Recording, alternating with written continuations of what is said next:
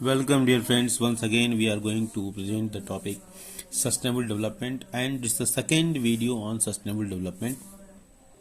In this video, we are going to talk on causes of environmental degradation. तो environmental degradation के कारण क्या हैं, उन कारणों की पड़ताल करेंगे, जांच करेंगे कि क्या कारण है, किस प्रकार environment अर्थात पर्यावरण का डिग्रेडेशन होता है, क्षरण होता है, नुकसान होता है।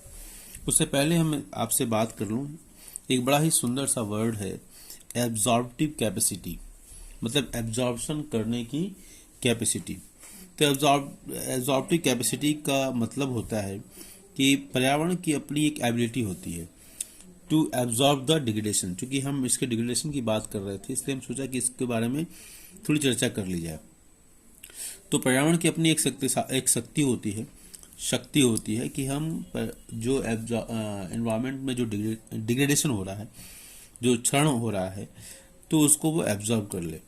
और बहुत सारे ऐसे रिसोर्स हैं जो कि एक्सटिंक्ट हो चुके हैं, मतलब ड्यू टू हम कह सकते हैं ओवर यूज और वेस्ट जनरेटेड, जो मतलब उसकी जो कैपेसिटी होती है पर्यावरण की, उससे ज़्यादा होने की वजह से वेस्ट ज़्यादा जनरेट हो रहा है, इसकी वजह से बहुत सारे रिसोर्स एक्सटिंक्ट हो गए हैं। तो अगर इसको हम डिफिनीशन के पॉइंट ऑफ व्यू से कहना चाहें तो कह सकते हैं कि absorptive capacity means the ability of the environment to absorb degradation, और many of resources have become extinct due to over use and waste generated is beyond the absorptive capacity of the environment. तो अगर waste generation ज़्यादा होगा तो absorptive capacity से तो वो extinct हो जाएगा, वो समाप्त हो जाएगा। अब हम आते हैं कॉजेज ऑफ एनवायरमेंटल डिग्रेडेशन के।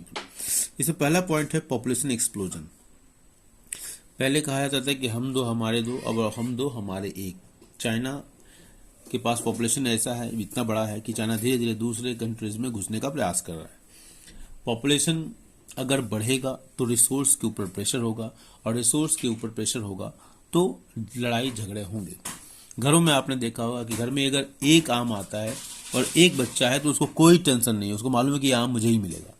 लेकिन अगर एक आम है, वन मैंगो इज देयर, और 4 या 5 या उससे ज़्यादा डिमांड करने वाले हों, बच्चे हों, एक पूरी फौज हो, half of the football team हो, तो वैसे में एक आम, जब आम कटेगा तो क्या होगा, जब काटा जाएगा तो हर बच्चा दूसरे के आम के ऊपर पहले देखेगा और अपने आम से तुलना करेगा कि उसका आम बड़ा है, मेरा आम बड़ा है। तो ये होते हैं झगड़े की शुरुआत। अगर सोसाइटी में देखें तो इसी तरह की समस्याएं सोसाइटी में भी होती हैं। उस कम्युनिटी को ज़्यादा रिसोर्स मिल गए, इस कम्युनिटी को ज़्यादा रिसोर्स मिल गए। ऐसे जिनके यहाँ पूरी फुटबॉल टीम है तो फुटबॉल टीम को अच्छी स्कूलिंग नहीं दे सकती, अच्छी शिक्षा नहीं मिल सकती, उनकी संगत खराब होगी, वो पढ़ाई से दूर रहेंगे और अपने जीवन यापन के लिए, लाइवलीहुड के लिए कुछ व्यवसाय करेंगे। लेकिन जो मानसिक जो उत्थान होना चाहिए, जो एजुकेशनल डेवलपमेंट होना चाहिए, वो नहीं होगा, और उसका रिजल्ट क्लास और अननेसेसरी एंटी सोशल एलिमेंट्स के प्रभाव में आना। तो पॉपुलेशन एक्सप्लोजन एक बहुत बड़ी समस्या है, ये ग्लोबल समस्या, और भारत में समस्या भारत की सांस्कृतिक और जो पीस है, इसका essence of the peace of the इस देश का है, उसको समाप्त करने के लिए काफ़ी है। The population explosion and advent of industrial revolution जो इंग्लैंड से शुरू होता है आफ्टर पुनर्जागरण के बाद, जिसको रिनासा कहते हैं, रिनासा। तो the population explosion and advent of industrial revolution has increase the demand for environmental resources, but their supply is limited due to over use and misuse. क्योंकि ज़्यादा यूज होगा, पॉपुलेशन ज़्यादा होगा तो हर तरीके से ज़्यादा कारें, ज़्यादा सैनिटेशन की फैसिलिटी, ज़्यादा सड़कें, ज़्यादा सब कुछ, और उसका प्रेशर किसके ऊपर पड़ता है, उसका प्रेशर पड़ता है पेड़ों के ऊपर, जंगलों के ऊपर, डिफॉरेस्टेशन करना पड़ता है। खैर, नेक्स्ट पॉइंट हमारा extraction of resources. The intensive and extensive extraction of both renewable and non renewable resources has exhausted some of these vital resources. दोनों ज़्यादा से ज़्यादा एक्सट्रैक्शन करने की वजह से रिन्यूएबल और नॉन रिन्यूएबल रिसोर्सेज दोनों के ऊपर काफ़ी प्रेशर पड़ा, और नॉन रिन्यूएबल रिसोर्स एग्जॉस्ट हो गए और उनको रिप्लेनिश नहीं किया जा सकता, उनका नवनिर्माण नहीं किया जा सकता है नॉन रिन्यूएबल रिसोर्सेज का। Due to this huge amount of money is spent on technology and research to explore new resources. इसका परिणाम ये हुआ कि नई तकनीक नए के ऊपर काफ़ी खर्च करना पड़ा ताकि हम नए रिसोर्सेज का निर्माण कर सकें। तो हमारा पहला पॉइंट था पॉपुलेशन एक्सप्लोजन, दूसरा एक्सट्रैक्शन ऑफ रिसोर्सेज, तीसरा पॉइंट है हमारा huge stress on the environment. The rising population of the developing countries के ऊपर फोकस किया गया है, एंड द एफ्लुएंट कंजम्पशन, और बहुत ज़्यादा कंजम्पशन। एफ्लुएंट कंजम्पशन से मुझे याद आया एक बड़ा ही प्यारा सेंटेंस है बापू के द्वारा दिया गया था, nature has provided everything for our need but not for our greed. प्रकृति ने हमें हमारी आवश्यकताओं को पूरा करने के लिए सब कुछ दिया है, लेकिन हमारी लालच को पूरा करने के लिए प्रकृति की इतनी क्षमता नहीं कि हमारे लालच को पूरा कर पाए। तो अपनी प्रकृति जो है सरेंडर कर देती है, हम मनुष्य के लालच को पूरा नहीं कर सकते। आज का मनुष्य लालची हो चुका है। तो huge stress on the environment, the rising population of the developing countries and the affluent consumption and production standards of the developed world have placed a huge stress on the environment in terms of its first two function। चौथा point हमारा जो है बहुत काफ़ी important point है, decline in air and water quality, जो हर दिन the people of Delhi, Gurgaon, Ghaziabad, Faridabad, ये ऑल आर फेसिंग ईयर। तो decline in air and water quality, the development process has polluted the atmosphere. Atmosphere क्या होता है?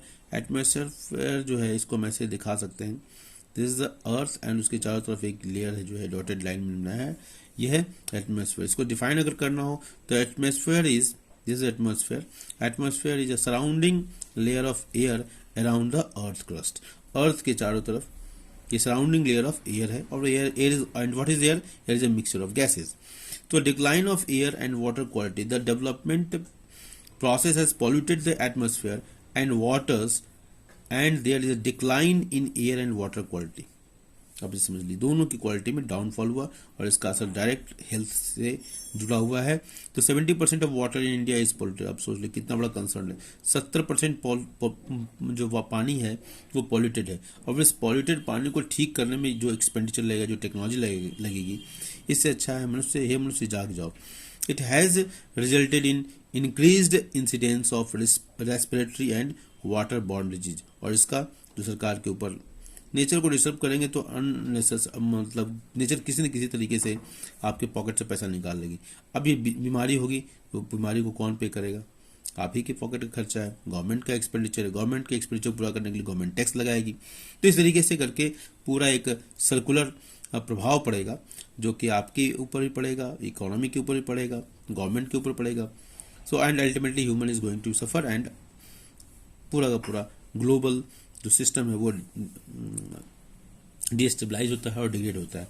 तो global environment issue, global warming and ozone depletion. Ozone का एक फॉर्मूला होता है, अगर केमिस्ट्री की बात करें तो O3। अगर इसको एक्सपीरियंस करना है तो बिजली के दो वायर को अगर हम एक दूसरे से स्पार्क कराएं तो वहाँ पर जो गैस निकलती है वो ओजोन होती है। तो मतलब हाई टेम्परेचर पर ऑक्सीजन की उपस्थिति में जब हाई टेम्परेचर होता है तो वहाँ पर ओजोन का फॉर्मेशन होता है। अब इतने ओजोन को फॉर्मेशन हम नहीं कर सकते कि हम हर जगह स्पार्क कराते रहें और ये ओजोन का फॉर्मेशन करें। तो ये हमको देखना पड़ेगा कि ओजोन जो नेचुरली जो इन्वायरमेंट में उपलब्ध है, ये ओजोन हमको, जो ओजोन की जो लेयर होती है हमारे एटमॉस्फेयर में चारों तरफ होती है, वो हमको अल्ट्रावायलेट जो सूर्य से जो रेज आती हैं उस रेज से हमको प्रोटेक्ट करती हैं, जिससे स्किन डिजीज कह लो या कैंसर, जो स्किन कैंसर होता है उससे हमको प्रोटेक्ट करती है। तो global environment issue, global warming and ozone depletion also contribute to increase financial commitments for the government. तो गवर्नमेंट के ऊपर फाइनेंशियल क्राइसिस की स्थिति क्रिएट हो जाती है। ग्लोबल जो वार्मिंग हो रही है, ग्लोबल जो इन्वायरमेंटल डिग्रेडेशन हो रहा है, एयर पोल्यूशन फैल रहा है, तो इस वजह से, तो इस तरह से हम देखें तो जो इन्वायरमेंटल डिग्रेडेशन के जो कारण हैं, सबसे पहला कारण था क्या? Population explosion. दूसरा कारण क्या था? Extraction of resources. तीसरा कारण था huge stress on the environment. Fourth one is a decline in air and water quality, and fifth one was global environmental issues। So इस तरीके से causes of environmental degradation का एक छोटा सा वीडियो हमने पूरा किया। I hope you like this. Thank you.